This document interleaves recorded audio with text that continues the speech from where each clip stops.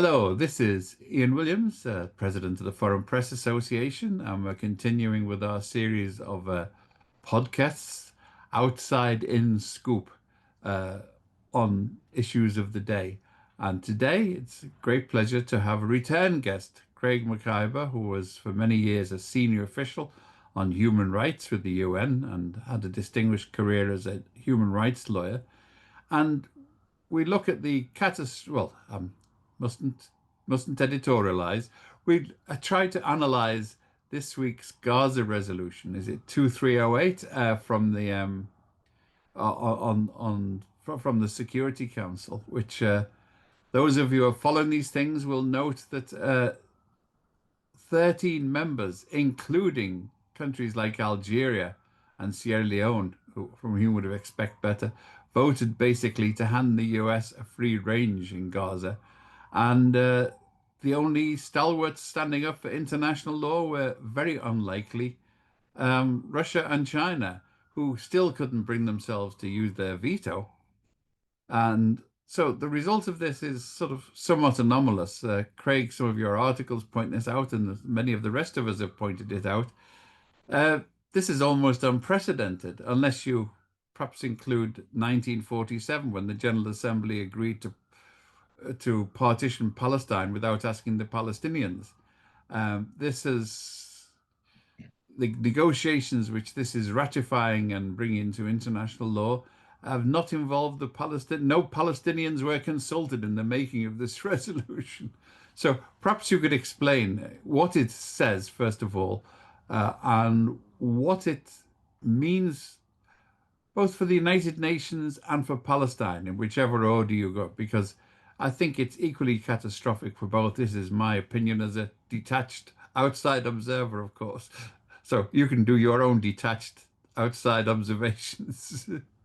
Well, even a detached outside observation reveals very quickly that this indeed is a catastrophe, both for the Palestinian people, but also for the United Nations, certainly for the UN Security Council, the legitimacy of which is hanging by a thread after this resolution, if at all.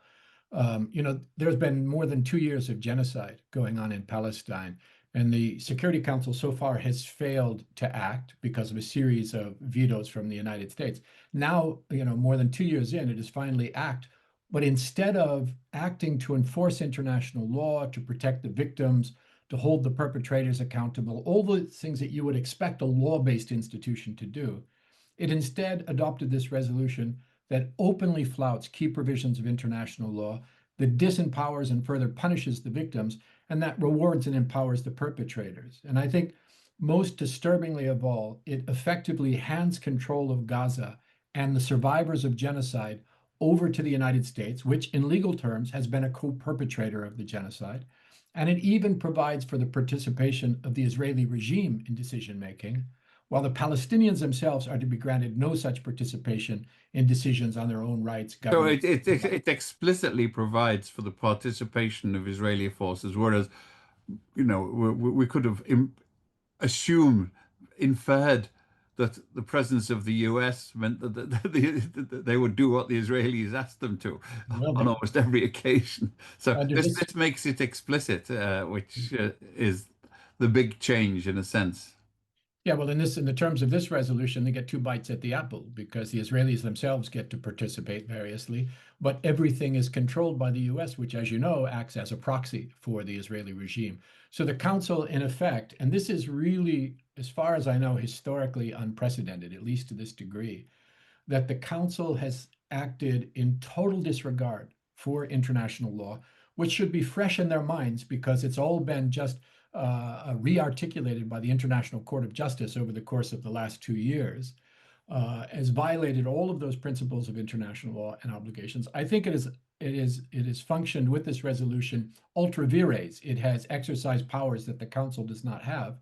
And in effect, it's become a mechanism of US oppression. It's become an instrument for the continued unlawful occupation of Palestine and complicit in Israel's genocide right after the International Court of Justice has ruled that both of those things have to stop. So not since the UN, as you say, partitioned or purported to partition Palestine in 1947 against the will of the indigenous people, which then set the stage for 80 years of persecution and Nakba.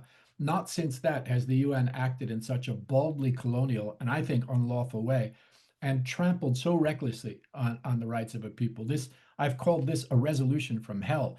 And I think the UN, the Palestinian people in the immediate term will be paying a high price, but in the long term, the UN will pay a very high price for this effectively uh, transgression of the rules, the norms, and standards of the organization. Well, this gets tied up in a convoluted cycle. As I understand it, the ICJ has fairly consistently ruled that the Security Council is the law. I mean, basically, the Security Council can determine what international law is, um, regardless of all of the other apparatus, the treaties, the conventions, the General Assembly resolutions, the ICG and ICJ and ICC, the International Criminal Court. The Security Council decides and koshers or halals everything. So is that your understanding as well, Well, I legally? think that's why I say this is so unprecedented because the council may have on occasion drafted resolutions that, sort of cross the lines on the margins of what it is able to do and what international law requires. But I can't think of a case where it has so completely crossed those lines so significantly in such a substantive way where it effectively had to dismiss the entire body of international law in order to pass Donald Trump's dictate into a Security Council resolution. It's true, the International Court of Justice has always been very deferential to the Security Council. And the International Court of Justice does not have the power of judicial review. It's one of the design flaws of the United Nations is that the Security Council, if it goes rogue, we have no protection. There is no judicial rule above that. Now, the International Court of Justice will interpret Security Council resolutions in accordance with the requirements of international law. So when the council just sort of touches the boundaries or crosses the boundaries, it's able to interpret the resolution in such a way that's consistent. Here, I don't know how they would do it without declaring the thing outright illegal. And even that is unlikely because they don't have the power of judicial review over the Security Council. So here we are. Here's the big danger is that the awesome power of the Security Council has been effectively seized by a government, a powerful government, that has been participating as a co-perpetrator in one of the greatest crimes in history, and has turned over the victims of that crime to the control of this perpetrator. And if you think about that, Ian, the idea that the Security Council, over which there is no judicial review, no superior control of the council, if it goes rogue, as it has, if it acts outside the bounds of international law, if it tramples on the rights of any people all around the world, what is the remedy? The charter is not clear on even if there is a remedy of that. And in effect, the Security Council, which was established to ensure international peace and security, and which is supposed to respect human rights and international law in doing so, has now gone rogue and has now positioned itself potentially, not just in the case of Palestine, but who knows in the future, as a threat to international peace and security. So a violation Do of you have any, have international. you heard or have any insight into the rationalization of the Security Council members? I'm not just talking about Algeria, who one would have expected to reject outright, or Russia and China. You can see that they have their own imbroglios at the moment, so they might not have wanted to risk a veto. But in obviously this is before uh, before Tony Blair made on the scene, but the British government used to stand for international law, at least in principle, as it worked on ways to flout it around the back door. But there are other countries on the Security Council that Sierra Leone we mentioned that have stood for international law. Only yesterday, in fact, I think it was this week, the General Assembly voted, was it 170? To handful to reassert the rights of the Palestinians to self-determination. So how do you square that with something that hands over to a supreme authority dominated by Donald Trump, the great Democrat and consultant? Well, there are 14 countries that voted for that resolution on self-determination. that directly had contradicted themselves the day before in voting in favor of the Security Council resolution. And what I'm told by diplomats is that, I mean, we all know how the United States operates in UN resolutions. It is not, I often say US diplomats tend not to be the most skilled diplomats. And the reason for that is they don't have to be. They have power, they have carrots and sticks that other states do not have. And so they can get their way even without diplomatic skills, right? So they have always deployed threats and inducements and carrots and sticks. But I'm told by diplomats that this diplomatic push by the United States was the most extreme case of the badgering of member states, of delegations that had ever been witnessed, a whole series of issues. So, you've got Russia, which could have vetoed this and effectively condemned it after abstaining in the vote, that is involved in very sensitive negotiations with the US over the Ukraine. What They've did got their payback, I see today. The Financial Times released the plan, which is basically to turn Ukraine into Gaza and hand it over to the Well, occupiers. there you are. That was the deal in that case. At the same time, China, which could have and should have vetoed it, also abstained. And China, of course, engaged in the middle of sensitive trade and tariff negotiations with the United States, and they seem to have folded as well, or to made some transactional deal with the U.S. to actually abstain. At the same time, all of the other delegations, including European delegations, were being very forcefully pressured in the most extreme way ever by the United States. Um, the U.S. ambassador, before this vote even took place, effectively threatened everybody, saying, either you vote in favor of this or we will unleash the dogs of genocide again. So the full-scale assault on Gaza. So And it then was hostage taking in the bigger scale. Basically, they were pointing hostage, a pistol at Gaza's head and saying, if you indeed. stop us pointing pistols at his head, we'll fire it. Indeed, indeed. And then you also had a number of Arab countries, especially Egypt, Saudi Arabia, the Gulf countries, that were all in. These are countries very close to the United States, and they pressured the rest of the Arab group. Saudi Arabia, of course, in the middle of discussions with the US on advanced security guarantees, And weapons, major whitewashing the weapon Crown systems. Prince's part in murder of journalists. Yeah, yeah. They're making this deal with the US, and then you will see again announced after the vote that that Saudi Arabia has been named a major non-NATO ally, basically that the US will guarantee their security in addition to this deal for advanced fighter jets and so on that they're in the midst of. Egypt, which is the second largest recipient of US foreign aid, all conditioned on it acting as the defense mechanism for the southern border of the Israeli regime. Those countries pressured the rest of the Arab group and Muslim countries and so on to go along. So in the end, you actually had yes votes from Algeria, Pakistan, Somalia, and Sierra Leone, Muslim majority countries, one of them an Arab country that has led the Arab League's work in the council in the form of Algeria. And then, of course, the rest of them were generally allies of the US, who also, I mean, Slovenia, I understand, had to be very much badgered into all of this. And then the final straw here, Ian, was that the Palestinian Authority, which, as you know, operates under occupation in the West Bank, literally under the boot of the Israeli regime, under the thumb of the United States in a myriad of ways, and entirely reliant on donors in Europe and in the Gulf, was itself given the task of encouraging all states not to vote against it, not to veto it, and to support it. So Well, the countries, Palestinian Authority, which was a bit of a busted flush anyway, I mean, it was elected, what, 20 years ago, marginally. yeah, And no, the Palestinian Authority has no legitimacy. And in fact, while they were pressing on all member states to support this proposal, all of Palestinian society was rejecting it. This has been rejected by Palestinian civil society, the major human rights groups in Palestine, the civil society coordination bodies have rejected it. All of the political factions, except they Abbas. will now be branded as Hamas surrogates, of course. We all are branded as such. All of the factions, Palestinian political factions and resistance groups, except for Fatah, have rejected it. And yet you've got people purporting to be the representatives of the Palestinian people in the UN trying to make this thing pass.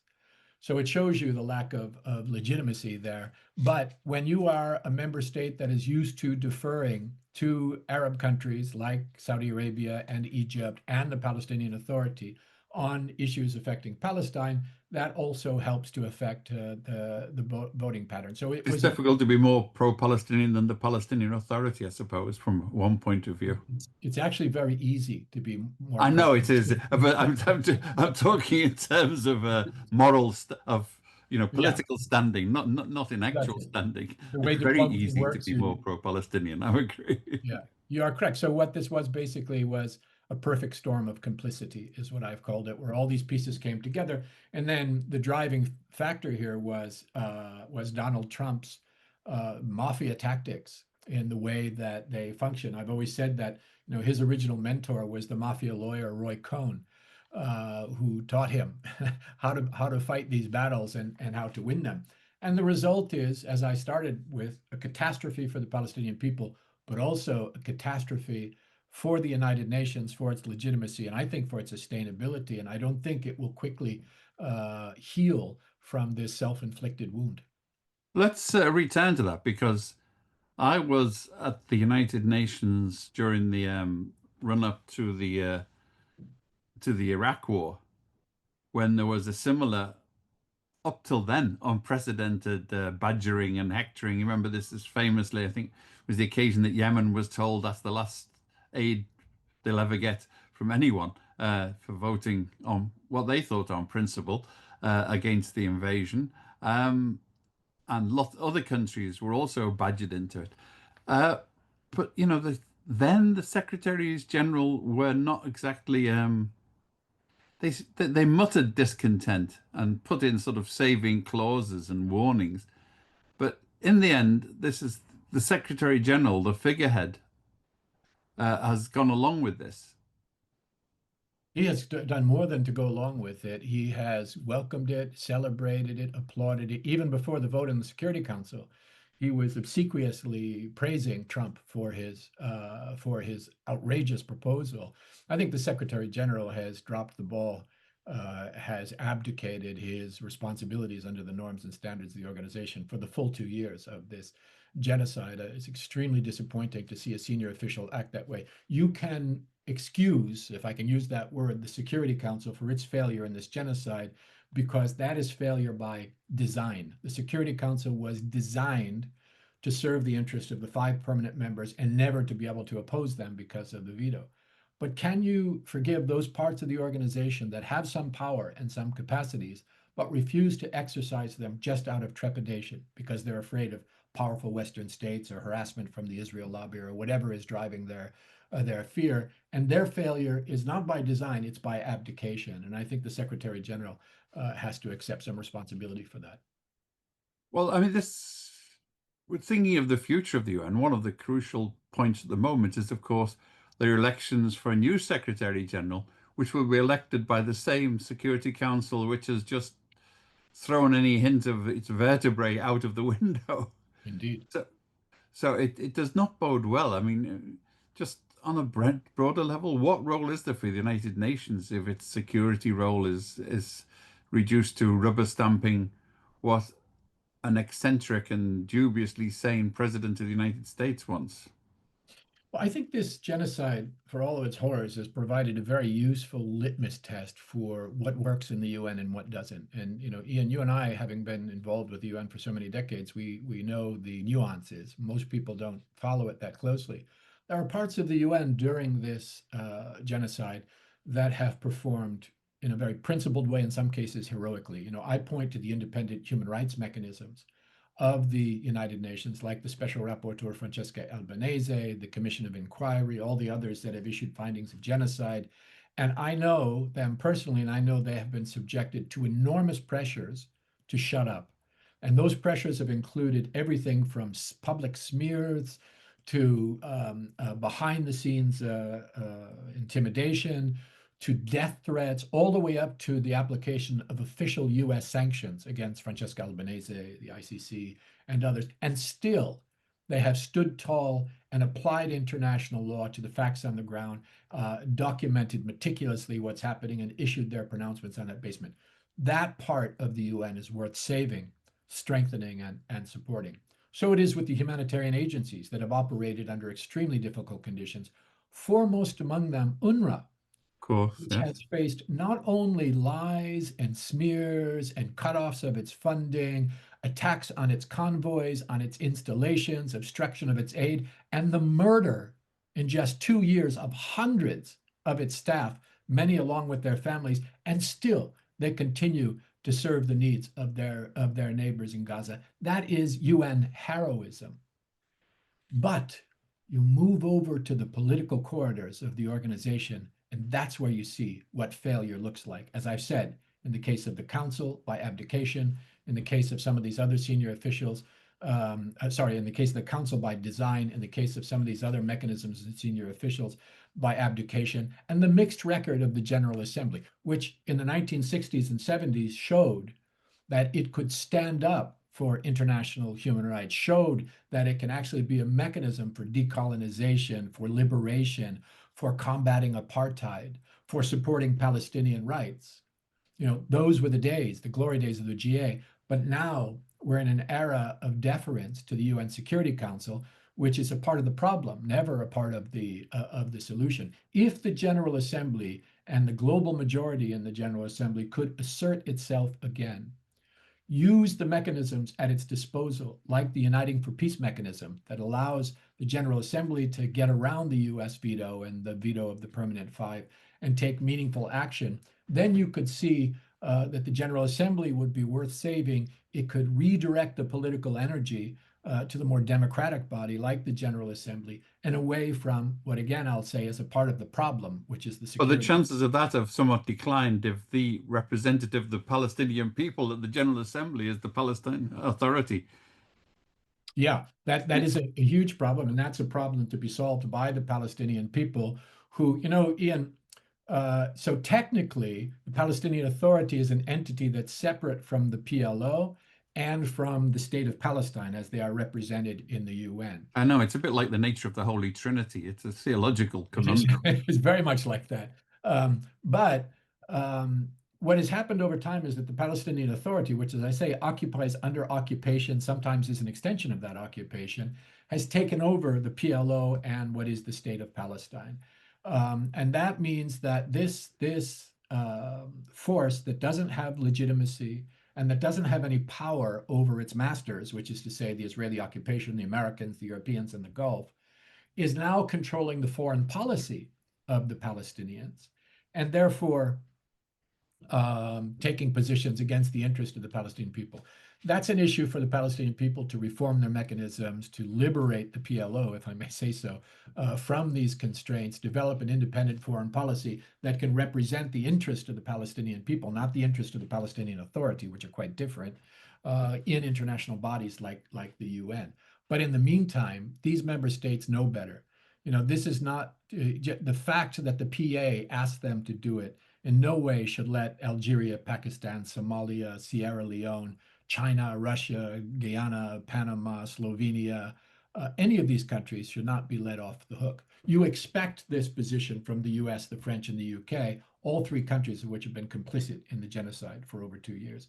But for the rest of the country, how do you explain that? Where is the global majority that was so successful and so unified in the 60s and Well, we're 70s? thinking back on precedents. I mean, one of the things that we should remember is that the US and to a lesser extent Britain and France consistently exercised a veto on behalf of apartheid South Africa. And They yet the did. It's General a good Assembly example. still managed to turn the boat round because they had the support of a majority of countries. Exactly right, and that's the model for Palestine that should be followed but hasn't. There's been a they did these member states did not have to go in this horrific ultra vires direction in which they've gone with the Security Council vote. There was a proposal on the table for quite a long time now for the General Assembly under the Uniting for Peace resolution to take up the question of Palestine and to adopt a resolution that could have adopted a series of accountability measures, to pressure Israel, like the rejection of its GA credentials, like the adoption of sanctions and a military embargo, like the reactivation of the anti-apartheid mechanisms to deal with Israeli apartheid, like the setting up of an accountability mechanism, even a tribunal, and based upon a 1956 precedent in the General Assembly that created the UN emergency force that was deployed to the Sinai during the height of the Suez Crisis, they could, under this resolution, mandate a real protection force for Gaza or Palestine more broadly, a force not mandated to confront the resistance or to take over Palestinian governance from the Palestinians,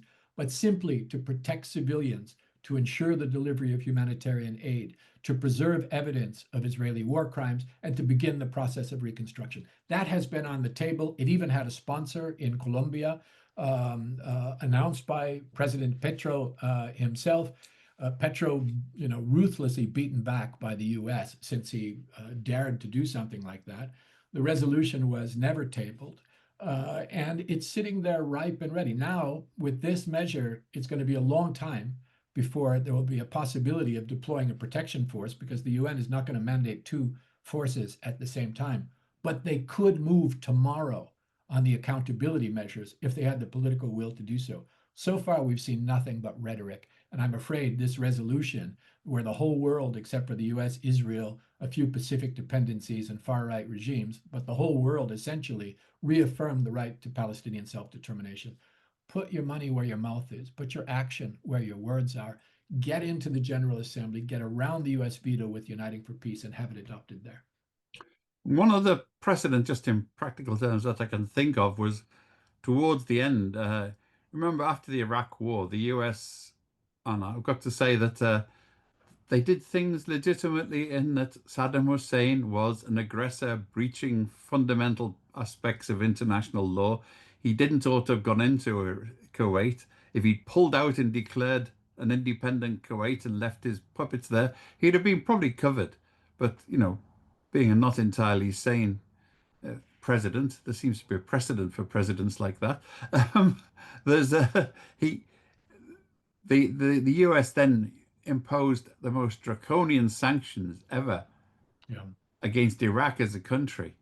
But towards the end, those sanctions fell apart, basically because countries just refused to implement them.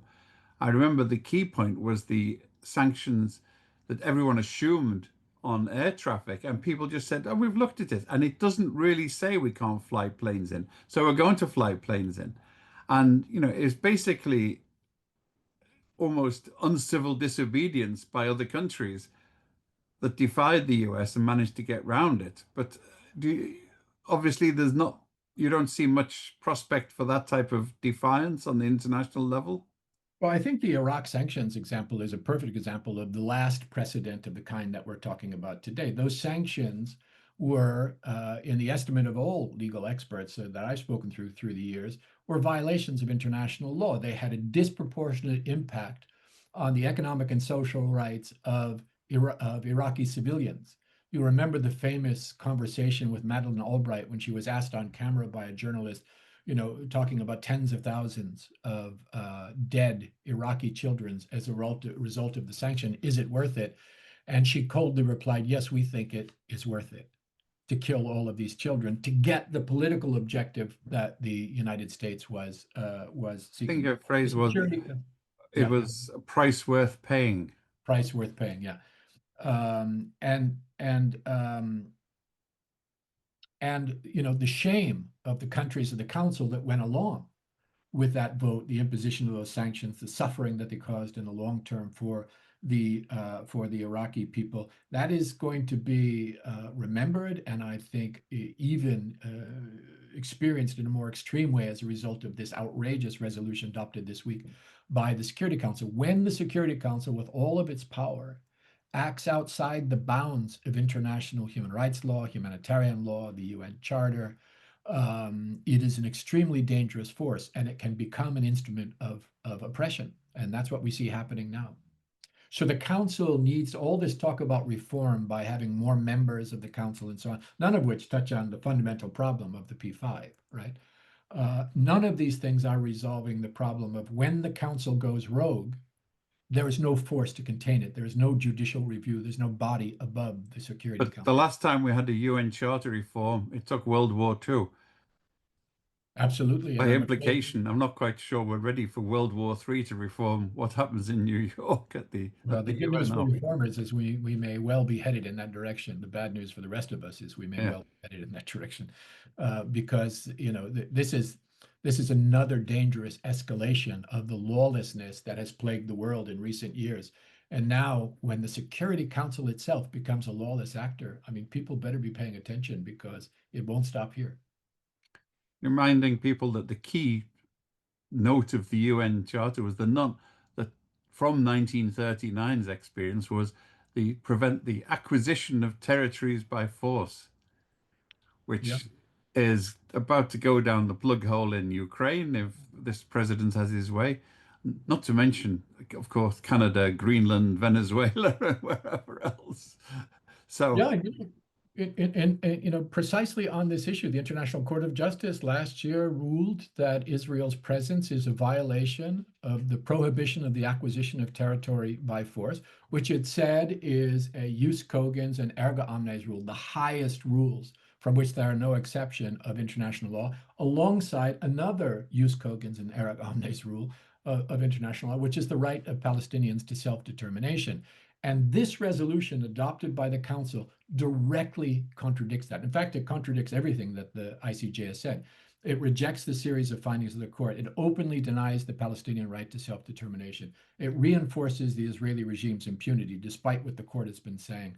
The court has said that the Palestinians have a right to self-determination on their land. This resolution strips that right away, empowering hostile foreign forces to govern them. It said that Gaza, as well as the West Bank and East Jerusalem, are illegally occupied and that the occupation must end quickly and completely.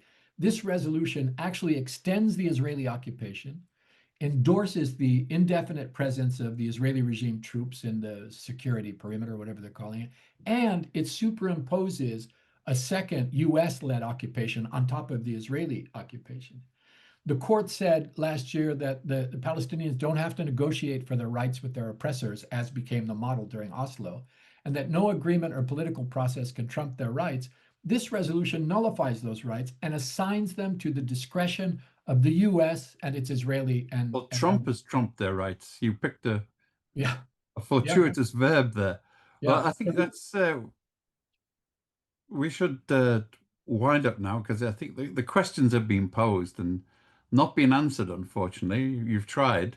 I think we can see why it is you're no longer working for the United Nations.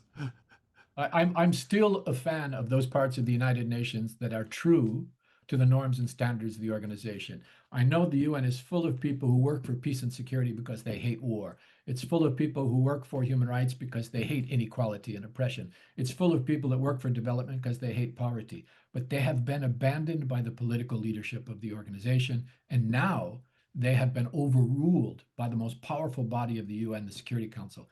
That's where our anger and rage needs to be directed. And that's where any talk of reform becomes extremely urgent. This is a dangerous precedent. Thank you very much, Craig. This has been the Foreign Press Association podcast, um, Outside In Scoop. I'm the president, Ian Williams, and I've been talking to Craig Mokhiber, human rights lawyer, and well, I hope you're more substantial than a gadfly around the United Nations, a stinging wasp, perhaps, speaking truth to power. Thanks very much, Craig. Thank you, Ian. Always good to be with you.